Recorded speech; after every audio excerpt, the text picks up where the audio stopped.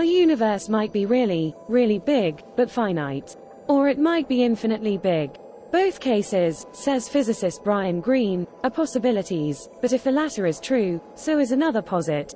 There are only so many ways matter can arrange itself within that infinite universe. Eventually, matter has to repeat itself and arrange itself in similar ways. So if the universe is infinitely large, it is also home to infinite parallel universes. Does that sound confusing? Try this. Think of the universe like a deck of cards. Now, if you shuffle that deck, there's just so many orderings that can happen, Greene says. If you shuffle that deck enough times, the orders will have to repeat. Similarly, with an infinite universe and only a finite number of complexions of matter, the way in which matter arranges itself has to repeat.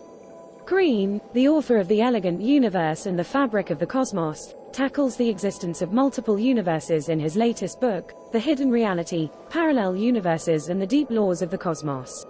Recent discoveries in physics and astronomy, he says, point to the idea that our universe may be one of many universes populating a grander multiverse. You almost can't avoid having some version of the multiverse in your studies if you push deeply enough in the mathematical descriptions of the physical universe, he says. There are many of us thinking of one version of parallel universe theory or another. If it's all a lot of nonsense, then it's a lot of wasted effort going into this far-out idea.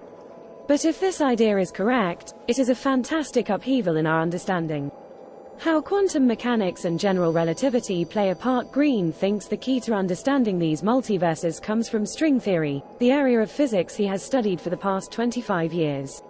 In a nutshell, string theory attempts to reconcile a mathematical conflict between two already accepted ideas in physics, quantum mechanics and the theory of relativity. Einstein's theory of relativity does a fantastic job for explaining big things, Greene says. Quantum mechanics is fantastic for the other end of the spectrum, for small things. The big problem is that each theory is great for each realm, but when they confront each other, they are ferocious antagonists, and the mathematics falls apart. String theory smooths out the mathematical inconsistencies that currently exist between quantum mechanics and the theory of relativity. It posits that the entire universe can be explained in terms of really, really small strings that vibrate in 10 or 11 dimensions, meaning dimensions we can't see. If it exists, it could explain literally everything in the universe, from subatomic particles to the laws of speed and gravity.